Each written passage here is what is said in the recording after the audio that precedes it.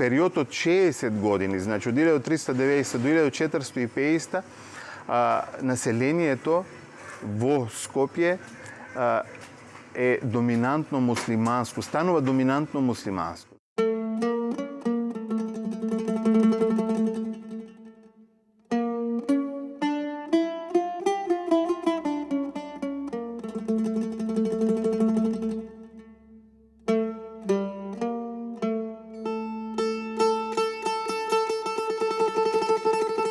Првиот попис, например, од 1453 година покажува дека 2/3 од населението се муслимани, а 1/3 се христијани. При тоа зборуваме за население од околу 4.500. Значи, средина на 15 век Скопје има од прилика 4.500 жители, од кои 3.000 се муслимани, 1.500 се христијани. Значи, се уште немаме евреи. Евреите се дојдени во 16 век, кои придонесуваат во формирањето на таа синкретичка култура што ќе се создаде во Скопје до крајот на 19 век. Евреите се оние кои со доаѓањето после нивното протерување од Шпанија во 1492 година се населуваат на територијата на сите поголеми градови во Македонија, меѓу другите и Скопје, кои формираат своје гето, кои градат своја синагога, кои имаат своји училишта и кои исто така учествуваат во создавањето на идентитетот на османлиско Скопје.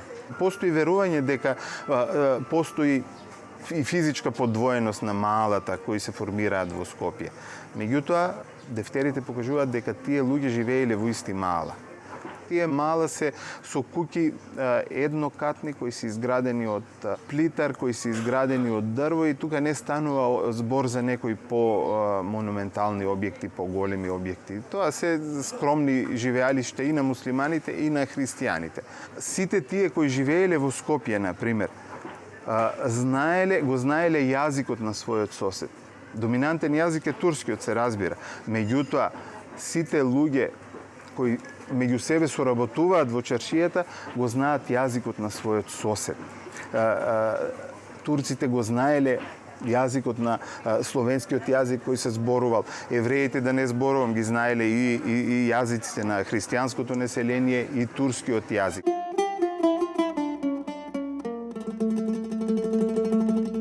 Во 1569 година, постои запис за тоа, во Скопје постоела книжара на Кара Трифун, во кој можеле да се купат христијански книги. И тука познатиот печатар Јаков Крајков од Камена река, кој печател во Венеција, во своите изданија пишувал дека книгите може да ги најдете во книжарницата на Кара Трифун во Скопје. Значи, овде во ова чаршија денешна во 16 век постоела книжара во која можеле да се купат христијански книги.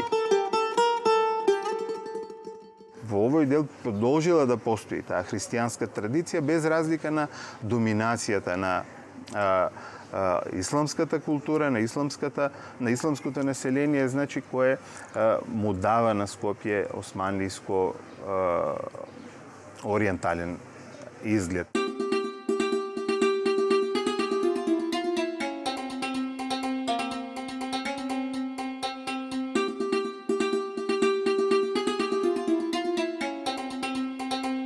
Скопје станува една од после Солун најважниот континентален трговски и стопански занајчиски центар на Балканот за османлиите.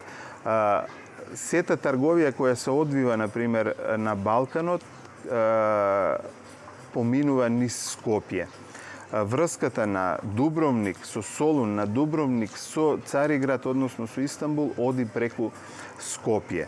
Кон крајот, значи, на 15 век, 1475 година, дубровчаните веќе назначуваат така наречени конзули во Скопје, односно представници на Дубровничката република кои се грижат за трговците дубровнички во Скопје.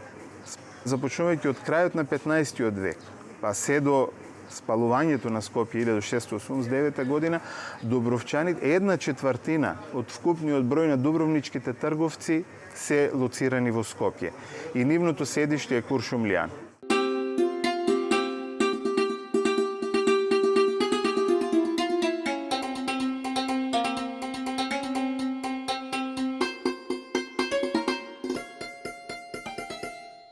Покрај Дубровчаните, во Скопје престојуваат и трговци од Венеција. Значи, Скопје, посебно во 16 век, има размена со Венеција.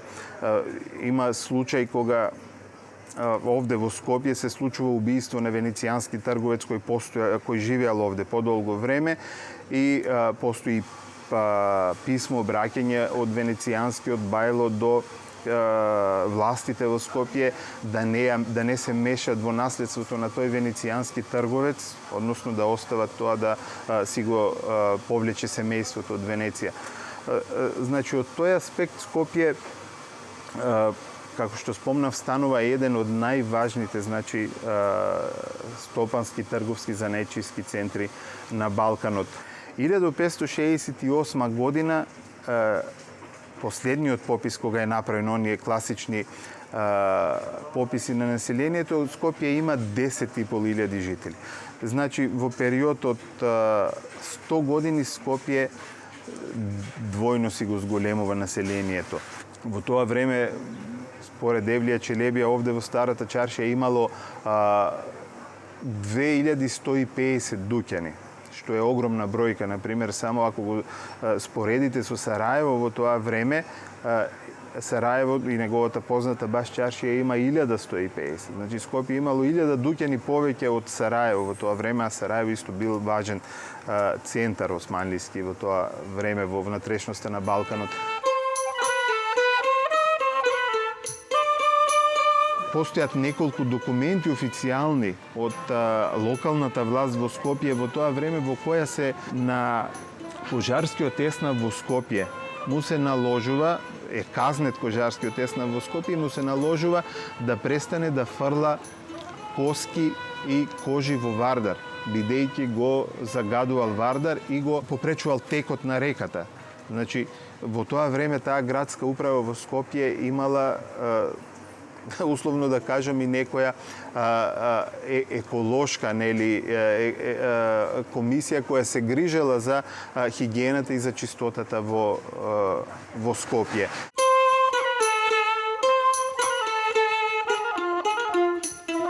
Скопје, крајот на 17 век пред спалувањето, е, значи, еден од можеби првите 3 османлиски града во европскиот дел на Турција.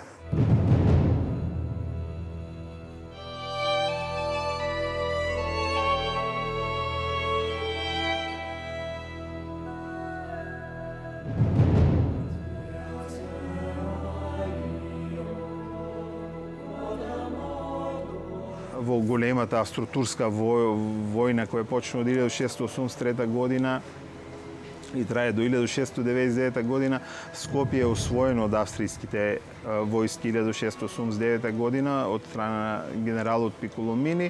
Освојувањето на Скопје од страна на австријците се претпоставува дека било олеснато и поради тоа што во тоа време во околината на Скопје и во Куманово дејствуваат во станиците на Карпош.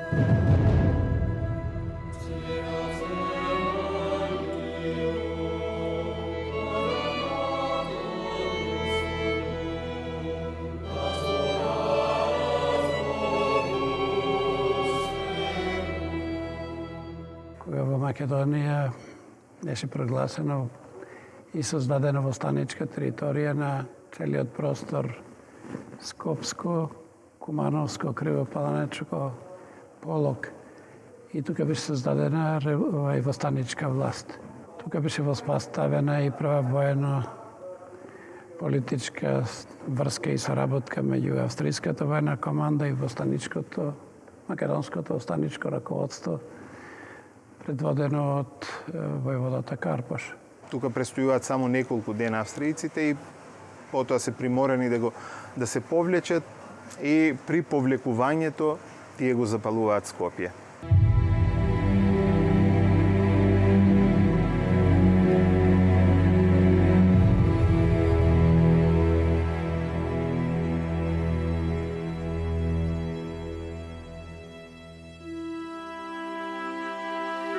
Значи во тоа време во едно писмо упатено до царот Леополд, Пиколомини Скопје го споредува со Прага. Значи пишува во писмото Скопје е големо колку Прага. Овој Пиколомини пишува овде постојат такви објекти на кои човек би им посветил внимание како на објектите кои се наоѓаат во Рим.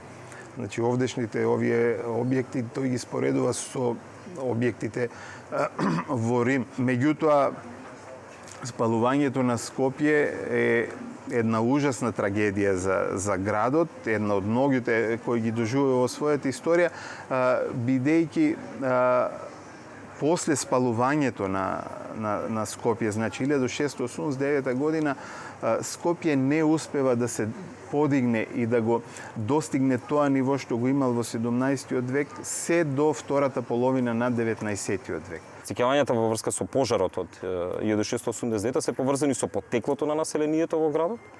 Значи од каде се дојдени, кога се дојдени и исто така за просторот, големината на градот, но исто така и местото на каде што бил лоциран град. Но најмногу се застапени сеќавањата поврзани со потеклото на населението. Така многу семејства муслимански и христијански во 19 век, крајот на 19 век, почетокот на 20 век, гајале сеќавање дека нивните семејства не се постари од 200 години односно дека најрано дошле пред 200 години во Скопје. При навлегувањето на австријците, голем дел од муслиманското население, жителите во Скопје бегаат и се повлекуваат на југ. Одат во Солун, во Цариград и добар дел од нив веќе не се ни враќаат во Скопје. Така во Истанбул се формирало Ускуп Мало, кое постоело во 17 век и кое било ствари формирано од бегалците муслимани од Скопје.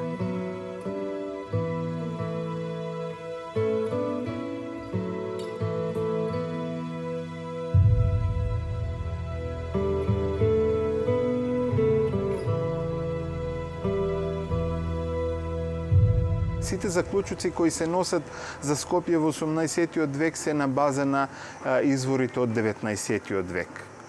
Како што реков, пописот, например, од 1844 година покажува дека Скопје, ако во средината на 19 век е со 10-11 жители, како што имал во 16 век, дека Скопје немал силен развој од 19 век. Ако бројот на занаетите е само 90, според тој попис, исто така покажува огромен пат на стопанската дејност во Скопје. Всушност, тоа е резултат на тоа спалување и таа австро-турска војна, меѓутоа тоа е резултат и на општиот пад во самата Османлиска империја.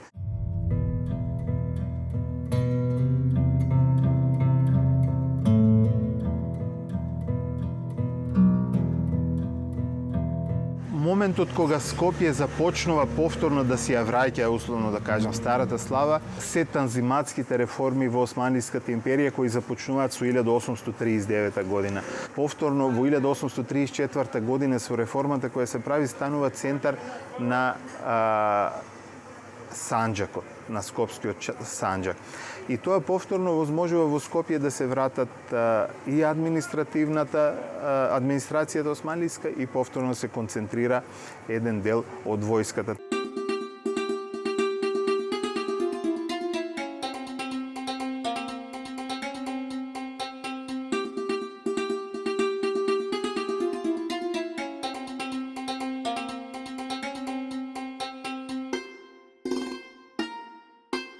Деветнаесеттиот век, почетокот и натаму е период кога Скопје доживува голем прилив на христијанско население од околните села, бидејќи движењето веќе не е толку ограничено. Христијаните стануваат се похрабри да го напуштат селската средина и да дојдат во градот. Скопје почнува постепено да го зголемува бројот на христијаните. Освен религиозната припадност, исто така може да диференцираме јазична припадност, односно јазичен идентитет, кој јазик го зборувале скопјаните во 19 век.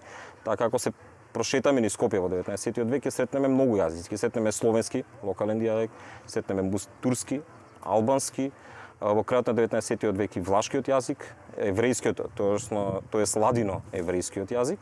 Понатаму Може да се слушнал и грчки јазик, кој бил јазикот исто на трговијата и поради тоа што доста трговци од Скопје оделе кон Солун и од Солун од Скопје. Понатаму може да се слушнат од крајот на 19 век со појавата на национализмите и отварањето на екзархиски и патријаршки училишта, односно на бугарски и српски училишта, во кои се изучувале стандардниот бугарски и српски, во градот може да се слушнат тогаш веќе и стандардните бугарски и српски, стандардниот бугарски и српски јазик. Освен овие локални, регионални јазици, во крајот на 19 век во Скопје почнува да се слушат и некои од западноевропските јазици. Предуслов за појавата на овие јазици во градот е изградбата на железничката линија Солун-Скопје и отварањето на конзулатите на некои западноевропски држави и Русија. Тој период од 1689 до 1000 некаде 873 година е период кога Скопје урбано не ја менува својата физиономија, во која градот се уште останува на левата страна, односно старото јадро на Скопје. Од десната страна има многу малку незначителни објекти, со исклучок на Бурмали џамија. Таму не постојат значајни објекти. Тоа се бавчи кои ги обработуваат чивчи, постојат таму гробишта и не постои значајен објект се до градењето на доаѓањето на железничката пруга 1873 година, кога Скопје се преселува од таа страна.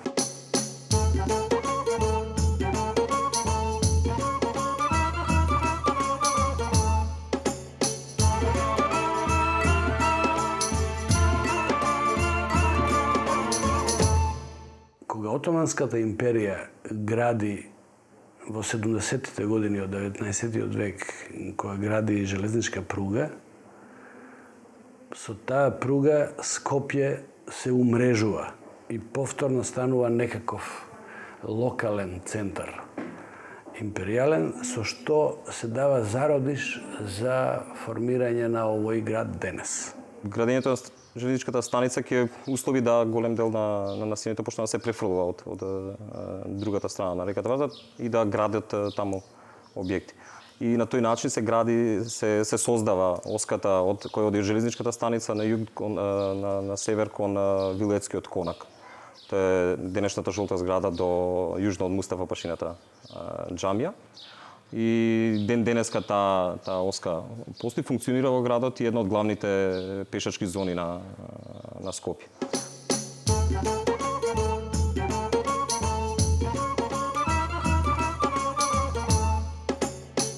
Друга важна оска која условува развојот на градот е по кеот на реката Вардар, по денешниот кеј на реката Вардар, и таа оди во правец запад исток. Исто така таа ќе условува понатамошниот развој на градот и ширењето на запад преку изградата на Дебар Мало, Буњаковец и исто преку населбите кои одат во правец на денешната населба Кисела вода. Таа страна останува доминантно христијанска. Значи, муслиманите никогаш не преминале од десната страна на Вардар. Иако, например, во 1883 година во Маџир Мало, кој е изграден од периодот после Берлинскиот конгрес 1878 година, кога доаѓа голем број бегалци од север, и изградена, например, уште една џамија, Фаик Пашината џамија во Маџир Мало. Муслиманското население, со исклучок на Маџир Мало, каде што доаѓаат бегалци муслимани, од север некогаш не била привлечна страна за муслиманите. Со исклучок на неколку објекти кои се направени и после втората половина на 19-тиот век на таа страна, повторно сета власт и сета концентрација на управувањето на османлиската локална власт е на левата страна од Вардар, односно тука е направен и конакот на Валијата, нели, кој ден денес постои. Бројот на џамии варира во текот на 19 век, но ајде ако земеме нека бројка приближно може да кажем дека околу 20 џами секогаш постојат во градот во овој период, додека сакрални објекти за христијанското население во почетокот на 19 век се само два. Тоа е црквата Свети Димитрije и црквата Свети Спас. И така ги биде ситуацијата се до 1835 кога се гради црквата Света Богородица.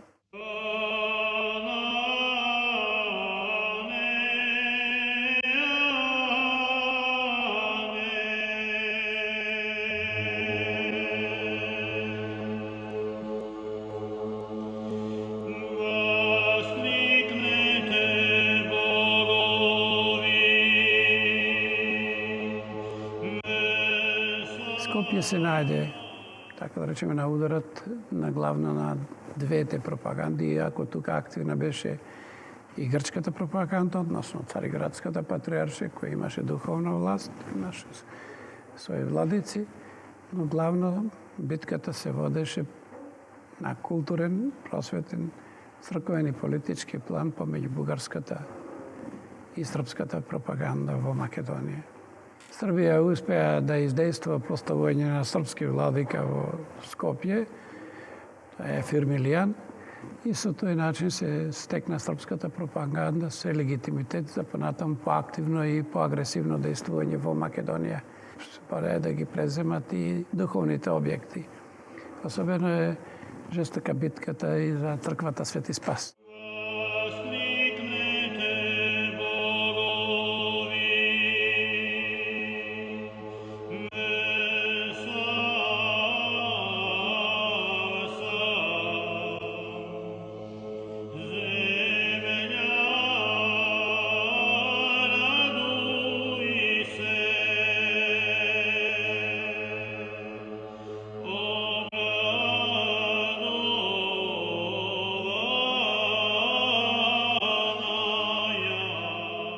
Четвртиот религиозен објект за православните христијани, зборуваме, е изграден почетокот на 20 век, поточно во 1902 година, и тоа е црквата Свети Мина. Тоа е една црква за потребата на влашкото население во градот, и откако црквата Свети Спас припаднала на српската заедница во градот, било додадена локација за изградба на црква која ќе припадне на влашкото население, кое побарувало да има собствена црква во која службите ќе се извршуваат на грчки јазик, а не на словенски, тоест на српски, како што било во Свети Спас. Останатите две цркви, Свети Димитрije и Света Богородица, припаѓаат на екзархиската црква во Скопје. Уште еден објект религиозен на христијаните кој овој пат на католиците, тоа е католичката црква, која денеска не постои, а се наоѓа на локација каде што блиску до споменикот на Мајка Тереза и спомен куќата на Мајка Тереза во центарот на Скопје. Таа е изградена во почетокот на 90-тите години од 19 век и се постои се до 1963 кога е срушена.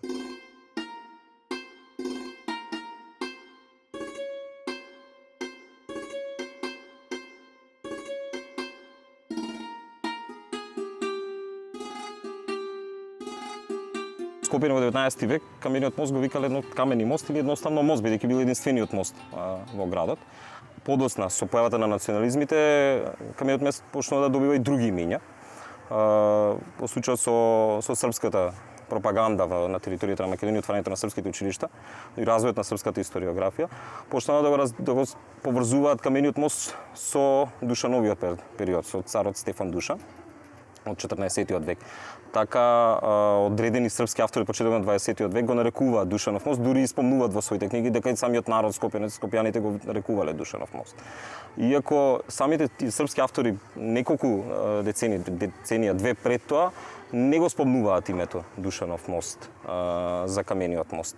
Тоа укажува на влијанието на национализмите во развојот на свеста и кај скопјани, но и на развојот на државна идеологија.